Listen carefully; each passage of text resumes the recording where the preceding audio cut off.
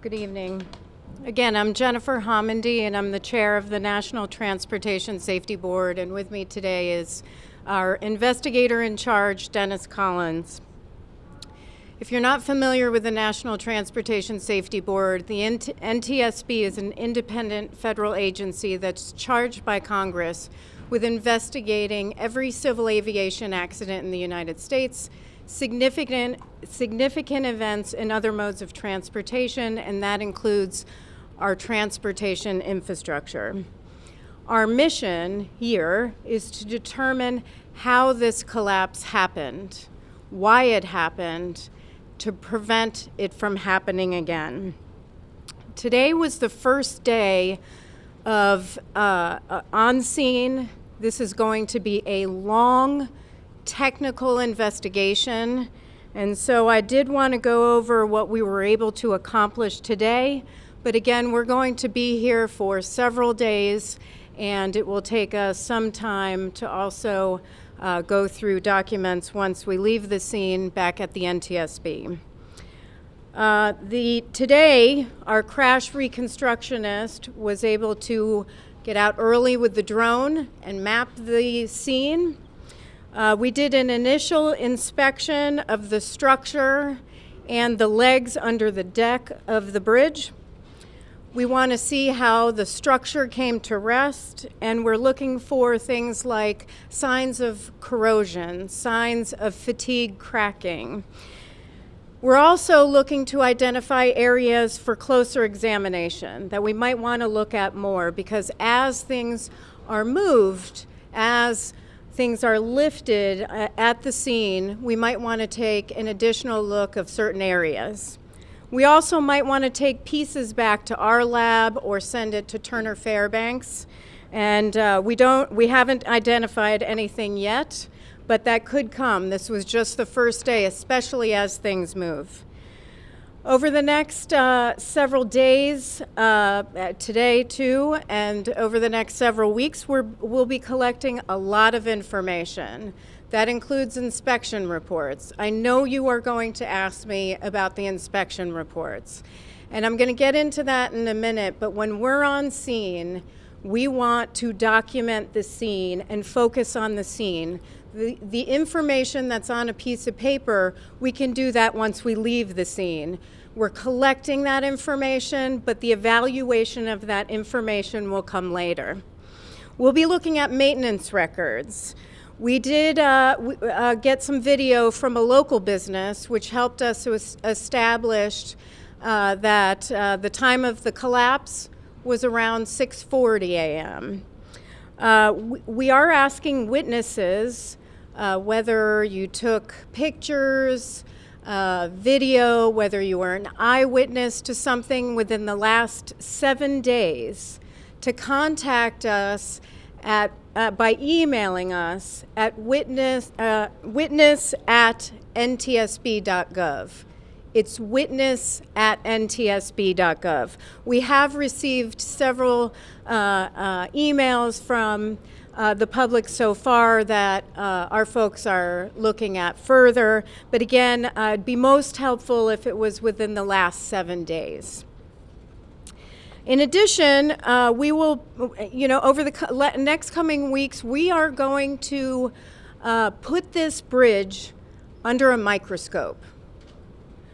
We're going to look at the entire history of this bridge, from the design, construction, maintenance, repair, all work up until the day of the collapse. We're going to look to see if we can get the cameras and the information from the cameras that were inside the transit bus. We understand there were 9 cameras, some facing outward, forward facing, rear facing, and some inward, but we don't know the quality of that video or what is available at this time, but we'll want to take a look at that. In addition, we'll be looking at the inspection frequency, the inspection quality. We'll be looking at federal and state procedures. loads on the bridge and how those loads have changed over time. This bridge was built in 1970, so we're going to want to take a look at how the types of vehicles have changed moving over the bridge, traffic counts over the bridge, weather and its impact on the bridge.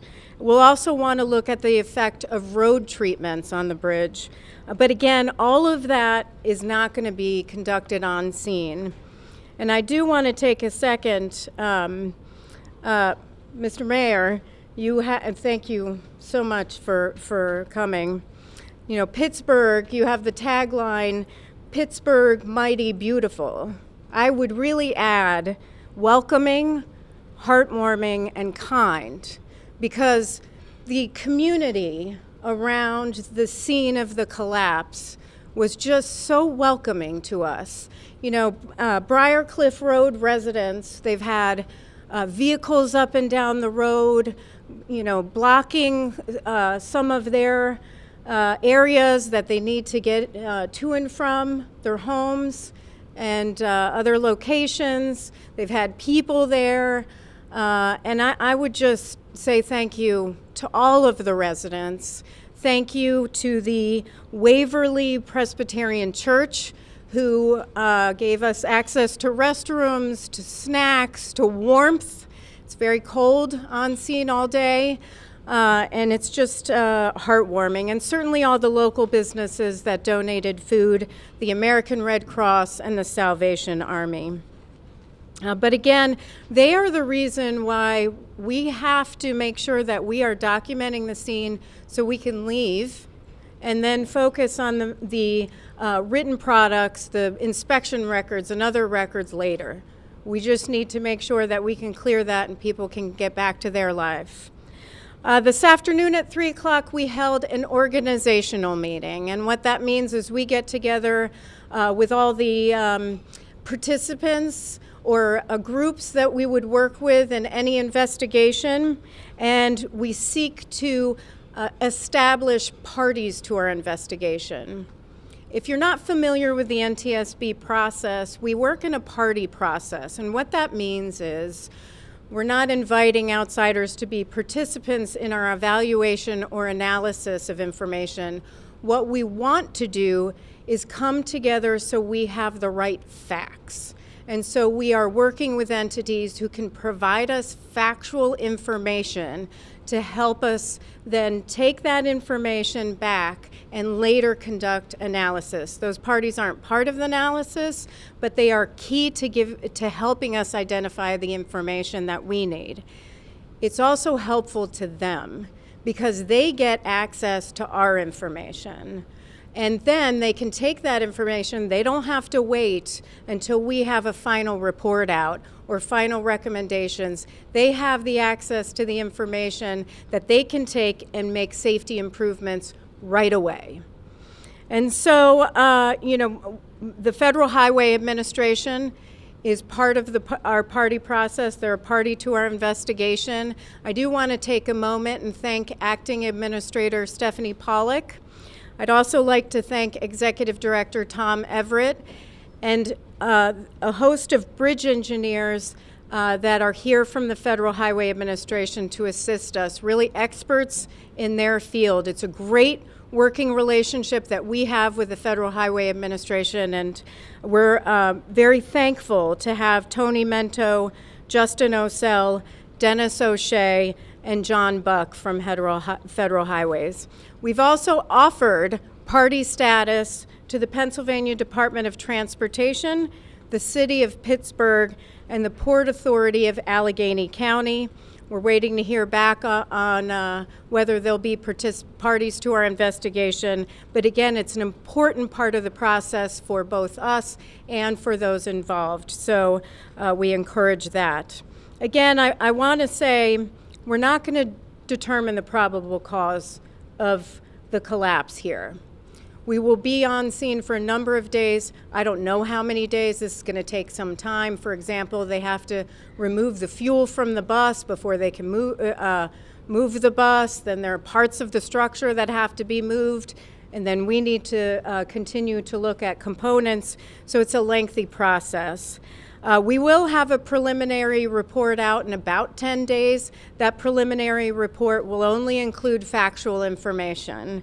And we hope to conclude everything and have a final report out between max 12 to 18 months, and we hope it's less. But again, the real benefit to being parties to the investigation is the parties get access to that information well in advance of that. Although we can't determine the cause of the collapse while we're on scene, this should serve as a call to action. Of the 618,456 bridges in the United States, 47.7% are rated fair. 7.3% are rated poor.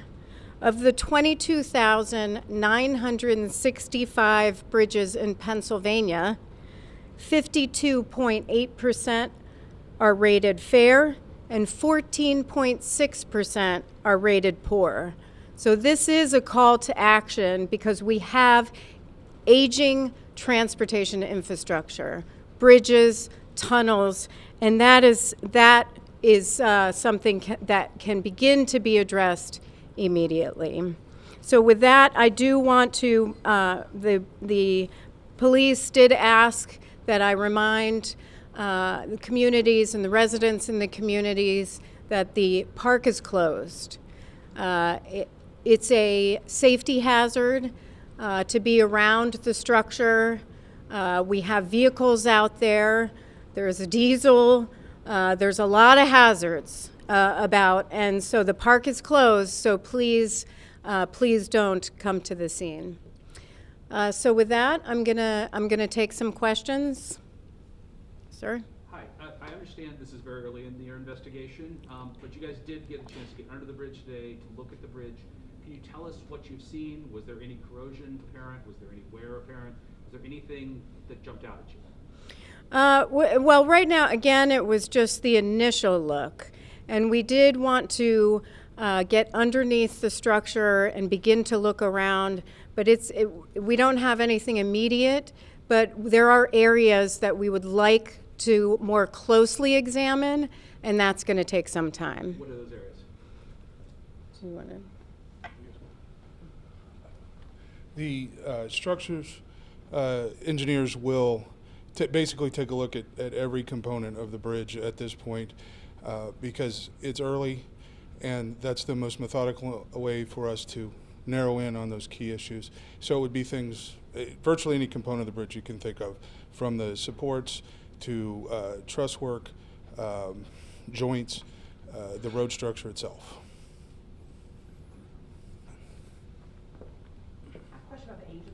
Yes. I know it was built in 1970, 52 years old. It doesn't seem particularly old for a bridge. Is 52 years old for a bridge? Does it depend on the bridge? And do you guys know anything about anything unique about the building of this bridge? That is all what, I'm sorry, the question was the age of the bridge and about the anything unique related to this particular bridge. We haven't.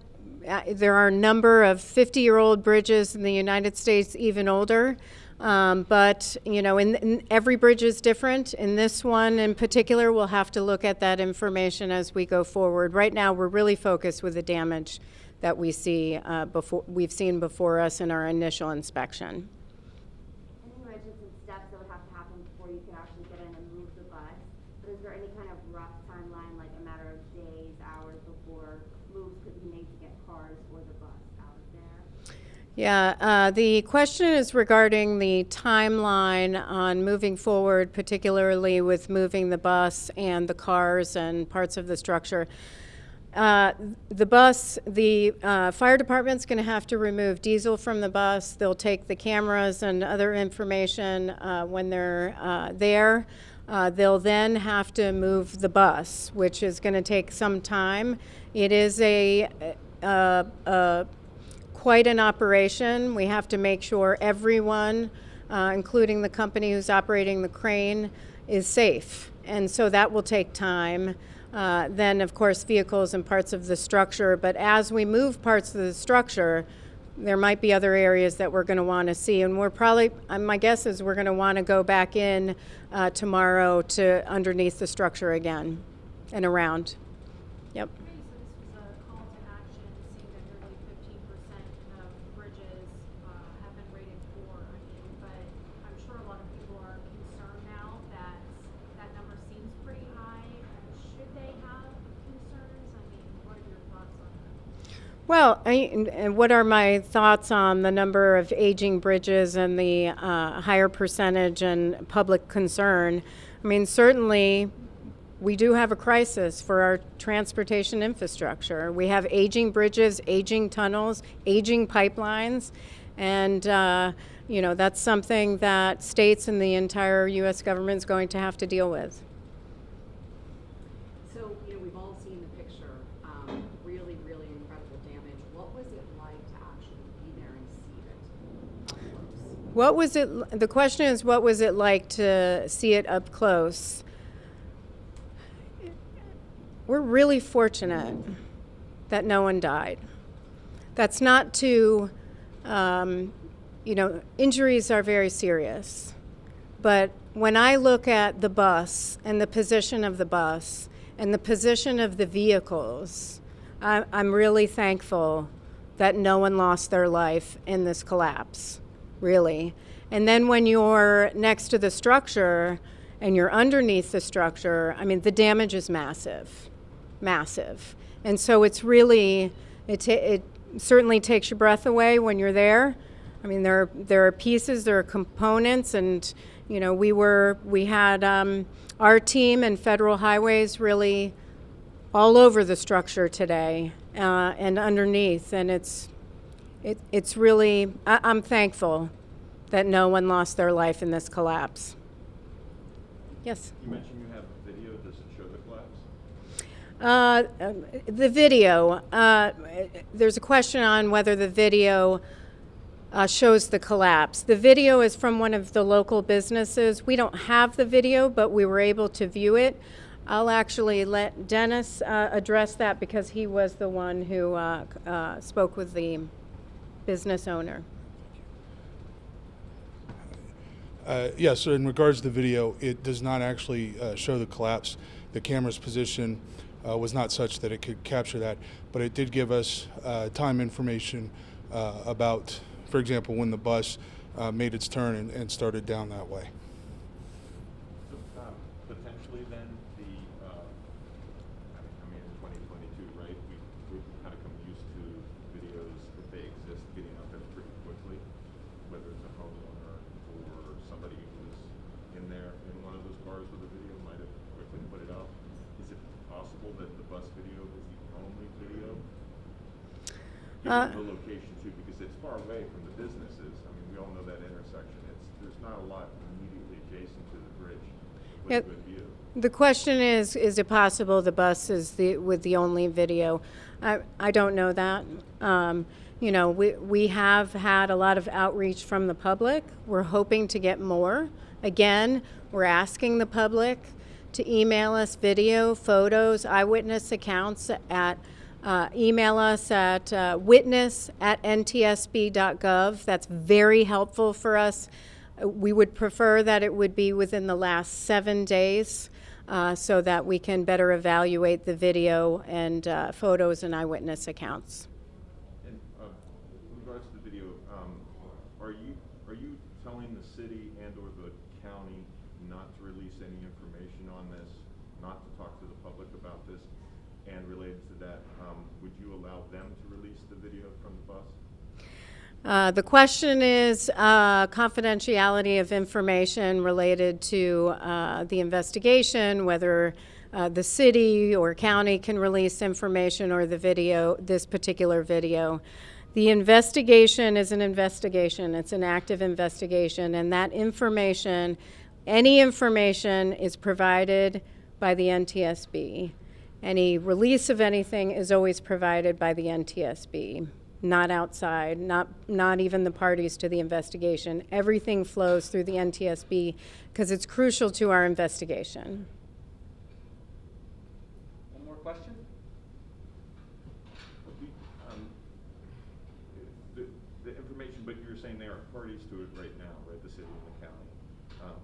normally these inspection reports, for example, would be easily receivable with the right to know request? Are you saying that your understanding is that they are not allowed to release it? You're going to tell them they can't release that to the public? That we can't find out anything about this through documents the city holds until you're done with your investigation in a year and a half? No, there is, and the question is on the, again, on the confidentiality of information and documents that exist related to the condition of the bridge. That is a determination by our investigator in charge and our general counsel. They will look at all the information, including any documents that come in, and decide, is this information that can be released or can it not be released? But we are very careful before the conclusion of an investigation to make sure that the right information, if any information is released, is provided. So thank. A broad question. Athena Jones from CNN. Hi. I know you said that you have to collect a lot of information before you go back and look at the paperwork and records like the inspection records. But we do know that the bridge received a poor overall condition rating. 2 of the 3 parts had a poor rating. What goes into that? What gives either the deck or the superstructure a poor rating? Is it corrosion? Is it a crack? Would you like to address it? For a Nope. layperson to understand. Okay. You know, my understanding is how they determine, and I'm not a bridge inspector, but my understanding is how they determine that is there are different components to the bridge, and the rating is based on the lowest rating of part of the structure. So in that situation, there was a rating of poor. The rating scale goes from 0 to 9.